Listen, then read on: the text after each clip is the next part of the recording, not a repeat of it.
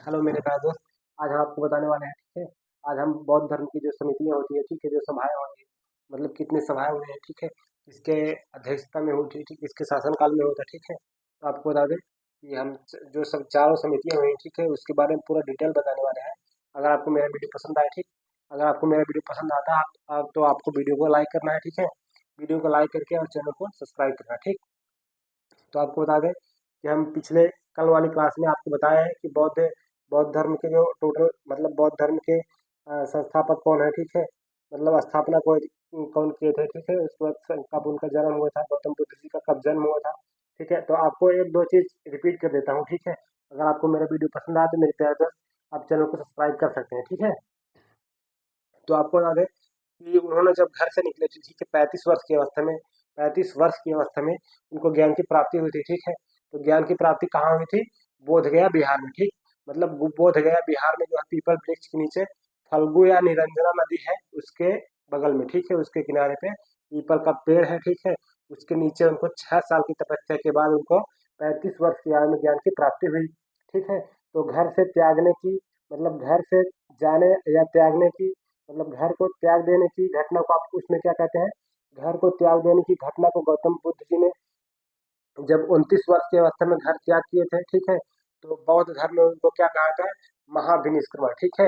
मतलब घर से मतलब साधु या सन्यासी बनने के लिए जो घर से बाहर जाते हैं, ठीक है, मतलब घर से बाहर निकलने की घटना को क्या कहते हैं? सन्यासी बनने की घटना को क्या कहते हैं? महाभिनिष्क्रमण, ठीक। तो महाभिनिष्क्रमण कहते हैं, ठीक। और कहाँ पे आपको बता दें, बोध गया बिहार में जो है 35 वर्ष की आयु में उनके ज्ञान की प्राप्ति हुई थी, ठीक। तो दूसरा बता दें आपको कि जब उनको ज्ञान की प्राप्ति हुई, ठीक है, उन्होंने पहला उपदेश अपना कहाँ दिया था? उन्होंने अपना पहला उपदेश जो है कहाँ दिया था? सारनाथ में, ठीक है। उन्होंने पहला उपदेश कहाँ दिया था? सारनाथ में। और जो बौद्ध ग्रंथों में आपको बता दें कि जो पहला उपदेश है, ठीक है, उसको क्या कहा गया? धर्म चक्र प्रवर्तन, ठीक। तो उन्होंने सारनाथ में जो उपदेश दिया था पहला, उनका पहला उपदेश कहाँ था? सारनाथ में, ठीक। उसे क्या बोला जाता है बौद्ध ग्रंथों में? धर्म चक्र प्रवर्तन, ठीक। मतलब धर्म चक्र प्रवर्तन बोला जाता है, ठीक है। मेरे प्यारे दोस्त, अगर आपको मेरा वीडियो पसंद आए ना तो चैनल को सब्सक्राइब जरूर किया करिए, ठीक है। आपको बता दें महापरिनिर्वाण महापरिनिर्वाण जो होता है, महापरिनिर्वाण क्या है? तो उनका मृत्यु का है, ठीक। मतलब जहाँ स्तूप बना है मृत्यु का वो है संकेत, क्या है? स्तूप है, ठीक है। तो जो मृत्यु का संकेत देता है क्या, उसको क्या कहते हैं? जो मृत्यु उसमें बौद्ध ग्रंथ में क्या कहा जाता है? तो आपको जो है महापरिनिर्वाण, ठीक। मतलब मृत्यु का महापरिनिर्वाण। और उसके बाद अगर उपदेश जो दिए हैं सारनाथ में, पहला उपदेश क्या है? तो धर्म चक्र प्रवर्तन बोला जाता है, ठीक है। धर्म चक्र प्रवर्तन बोला जाता है, ठीक। और घर से त्यागने की घटना को क्या कहते हैं? महाविनिष्क्रमण, ठीक। महाविनिष्क्रमण। तो मेरे ख्याल से दो तीन चीज आपको रिपीट की है, ठीक है, वो कल की क्लास में था। तो आज के लिए बस आज के लिए वो कल का कल हो गया, ठीक है। आज बताने वाले हैं, ठीक है, कि बौद्ध ग्रंथ में जो समितियां हैं, ठीक है, मतलब कितनी समितियां हुई थी, कितनी संगतियां हुई थी, ठीक है। संगतियां का मतलब होते हैं सभाएं, ठीक है। मतलब कितनी सभाएं हुई थी और किस सन में हुआ था, ठीक है, और किसके शासन काल में हुआ, ठीक। तो आपको याद है इसमें टोटल जो है 4 समितियां हुई थी। मतलब बौद्ध ग्रंथ में बौद्ध सभाएं जो है कितनी हुई थी? 4, ठीक है। मतलब बौद्ध धर्म में कितनी समितियां हुई थी? 4, ठीक। 4 समितियां हुई थी। आपको बता दें प्रथम समिति जो है, जो प्रथम समिति कितना है, कौन कितने सन में है? 483 ईसा पूर्व। प्रथम समिति कितने में है? 483 ईसा पूर्व, ठीक। मतलब कितने में है? 483 ईसा पूर्व, ठीक। ईसा पूर्व में है। और ये राजगिरी मतलब स्थान जो है राजगिरी। और इसके बाद अध्यक्ष कौन है? महाकश्यप, ठीक है। महाकश्यप अध्यक्ष है। अगर बात करते हैं किसके शासन काल में, तो अज्ञात शत्रु, ठीक है। मेरे प्यारे दोस्त, मेरे बताने के बाद हम जिस अभी बताएंगे लास्ट में आपको ट्रिक बताएंगे, ठीक है। आप किस प्रकार से पढ़े हैं, आप किस प्रकार से रहते हैं, ठीक है, आपको बता दें कि ट्रिक के माध्यम से अगर आप बेसिक किसी भी चीज को अगर आप ट्रिक से या अपने जीवन में किसी से रिलेट करके पढ़ लेंगे या ट्रिक बना के पढ़ेंगे, ठीक है, या तो किसी चीज से आप रिलेट करके पढ़िए, ठीक। तो आपको ज्यादा टाइम तक, आपको लंबे टाइम तक याद रहने की वो क्षमता रहती है, ठीक। तो आपको याद है कि अध्यक्ष जो है, ये अध्यक्ष महाकश्यप है, ठीक है। और शासनकाल किसके शासनकाल में हुआ था? अज्ञात शत्रु के, ठीक। और सेकंड समितियां कौन सी है? सेकंड जो है सन कितने में? 383 ईसा पूर्व। 383 ईसा पूर्व, ठीक। मतलब 383 ईसा पूर्व। और स्थान कहाँ है? वैशाली, ठीक है। स्थान कहाँ है? वैशाली। और अध्यक्ष कौन है? सबकामी, ठीक है। सबकामी क्या है? अध्यक्ष है। और कालाशोक जो है शासनकाल, मतलब काल अशोक के शासनकाल में, मतलब द्वितीय समितियां जो है 383 ईसा पूर्व, ठीक है, वैशाली में। और उसके बाद सब कामी जो है अध्यक्ष हैं, और काल अशोक के शासनकाल में, ठीक। तो अब आपको बता दें तीसरी समितियां जो है 255 ईसा पूर्व, ठीक है। तो तीसरी समितियां जो है 255 ईसा पूर्व, ठीक। ये भी पाटलिपुत्र में हुआ था, ठीक, पाटलिपुत्र। और इसके जो अध्यक्ष हैं मोगलीपुत्र तीस्त, ठीक है, मोगलीपुत्र तीस्त, ठीक। और इसके शासनकाल में, अशोक के शासनकाल में, ठीक है। तो अशोक के शासनकाल में सिर्फ यही तीसरी वाली समितियां हुई थी, ठीक। मतलब 3 समितियां हो गई। तो आपको बता दें चौथी समिति जो है, ये चौथी समिति जो है मतलब ईस्वी की प्रथम शताब्दी में, मतलब ईस्वी की प्रथम शताब्दी में, मतलब 1 ईसा पूर्व की प्रथम शताब्दी में, ठीक। मतलब प्रथम ये, हाँ, प्रथम 1 ईसा पूर्व की प्रथम शताब्दी में, ठीक। तो आपको बता दें ये कहाँ हुआ था, कुंडलवन में, ठीक। वसुमित्र, अगर बात करते हैं ये कहाँ है, तो कश्मीर में है, ठीक। तो इसको वसुमित्र, इसमें 2 अध्यक्ष है, ठीक है, वसुमित्र और अश्वघोष, ठीक। मतलब इस समिति में 2 अध्यक्ष थे, मतलब वसुमित्र और अश्वघोष, ठीक। तो कनिष्क के शासनकाल में, किसके शासनकाल में, कनिष्क के शासनकाल में। तो मेरे प्यारा दोस्त, आपको हम बताते हैं कि मतलब वो ये मतलब ट्रिक से अगर आप खुद इसको देखेंगे, ठीक है, 1-2 बार वीडियो देखिए, ठीक।